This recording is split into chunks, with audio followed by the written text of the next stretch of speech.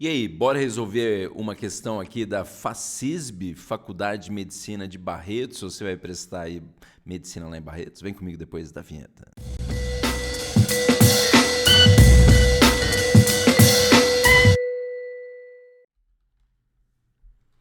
Fala, sou louca, seu louco, o prof. André do História em Casa nessa resolvidinha do saber, porque hoje a gente vai dar uma resolvida numa questão aí da Faculdade de Medicina de Barretos. A gente começa então agora aqui com esse vídeo, uma série aí de vídeos, acho que são 7 questões lá então, de História da Faculdade de Medicina de Barretos. Mas antes, é claro, aquele pedido especial para a gente alavancar esse canal com força aí, o seu like, a sua inscrição, o seu sininho aí, né, ativado, e também seguir a gente lá. Estou colocando essas aulas agora também lá no Reels do Instagram, então, né? Mas vamos lá então dar uma analisada nessa questão 19 aqui, até diminuir um pouquinho mais ainda a câmera para sair da frente.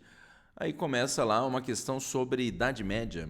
Uma classe de vassalos do próprio imperador que recebiam benefícios diretamente de Carlos Magno. Bom, já começa então puxando aí vassalos, né, associados aí à nobreza, e o Carlos Magno, que foi rei lá dos francos, né, até o grande imperador do chamado Império Carolíngio. Passava a se desenvolver no campo, formando uma classe de donos de terra. Campo, né, classe de donos de terra. Lembra também aí que o Carlos Magno é responsável pela, né, organização daquela estrutura de nobreza, né, o sistema nobiliárquico, pautado aí por alguns títulos como de barões, de condes, né, de viscondes, de marqueses também. Até ele divide lá a região em marcas e condados, colocando, né, a região do seu império lá em marcas administradas pelos marqueses e os condados administrados pelos condes. Esses vassalos constituíam o núcleo do exército carolíngio. Ó, vassalo, né, é o núcleo do exército do Carlos Magno, carolíngio. Mas o sistema de vassalagem, possivelmente, né, se estendia para muito além da lealdade direta ao imperador. Outros vassalos recebiam benefícios dos príncipes, que eram eles próprios vassalos do soberano. Então envolve essa ideia aí, né, de vassalagem, que às vezes um nobre que ele era vassalo de um outro nobre, que era o seu suzerano, por isso é bom associar aqui, né, o sistema de suzerania e vassalagem, essa relação entre senhores feudais de proteção, fidelidade, obediência, de uma certa forma ali mútuas, né? Então, se um vassalo, um senhor feudal menos poderoso aí, precisar de ajuda para defender o seu feudo, ele vai requisitar ajuda militar lá do seu suzerano.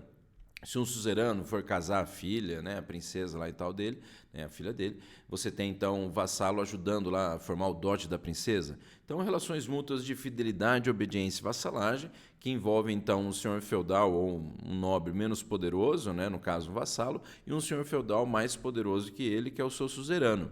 Só que lembra que esse suzerano, como esse trecho acabou de falar, pode também ser aí um vassalo de outro suzerano. Então você tem aqui essa última frase: outros vassalos recebiam benefícios dos príncipes, de outros nobres, mais poderosos que eles, que eram eles próprios vassalos do soberano, vassalos do rei. Tá aí o Perry Anderson, né, o Perry Anderson, mas muito importante aí, medievalista, estudo da Idade Média, passagens da antiguidade ao feudalismo. Bom, ele está pegando esse momento inicial lá da Alta Idade Média, né, dos reinos bárbaros que vão sendo formados aonde antes era o Império Romano do Ocidente. O excerto, o trecho, descreve um conjunto de relações sociais iniciadas no governo do rei Franco Carlos Magno, que foi coroado imperador do Ocidente pelo Papa no ano de 800. Por sinal, um dos grandes, né, marcos aí do governo dele também, e dessa relação aí da legitimação no poder de reis francos pelo Papa, pela Igreja aí cristã medieval. Bom, vamos lá para as alternativas que aparecem aqui para nós. O excerto, então, como a gente viu lá o trecho, descreve um conjunto de relações sociais iniciadas no governo do rei Franco Carlos Magno. Lembre que esse conjunto de relações sociais está sendo referido ao sistema de suzerania e vassalagem entre senhores feudais. Então não tem nada a ver lá com as relações servis entre os servos e os senhores feudais. Mas iniciados o governo do rei Franco, Carlos Magno, beleza, essas relações, então ele quer saber das relações.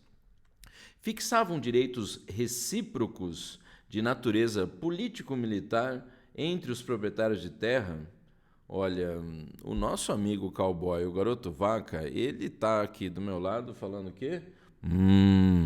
Muito interessante, né? Essa alternativa aí já começa muito interessante porque está falando direitos recíprocos. O vassalo e o suzerano tinham relações ali recíprocas. De natureza político-militar, um mandava no outro, precisasse lá de tropas, um ia ajudar o outro e tal. Essa aí, por enquanto, é a mais certa, hein? Interessante, já diria o cowboy e o Garoto Vaca. Vamos para a alternativa B. Essas relações envolviam a circulação de mercadorias. Pô, tá falando da época lá do início do feudalismo, e não falou nada de circulação de mercadorias. Falou de propriedade de terra. Circulação de mercadorias valiosas produzidas nas grandes unidades agrícolas. Não falou, né, nem dessas mercadorias valiosas e nem dessa unidade agrícola. Até se falar mercadoria, comércio, é um negócio mais associado à Baixa Idade Média, à transição lá do feudalismo para o capitalismo, momento mais associado às cruzadas, né, outro contexto aí. Essa alternativa B está belamente errada, hein? Alternativa C agora para vocês lá. Implicavam a participação do estamento servil, participação do estamento servil, que é o Estado civil, o Estado, social aí, dos servos, né, ou dos camponeses lá, apesar que envolvia também os vilões e tal, que moravam nas vilas próximas aos feudos, na defesa do continente europeu contra os muçulmanos. Defesa do continente europeu contra os muçulmanos.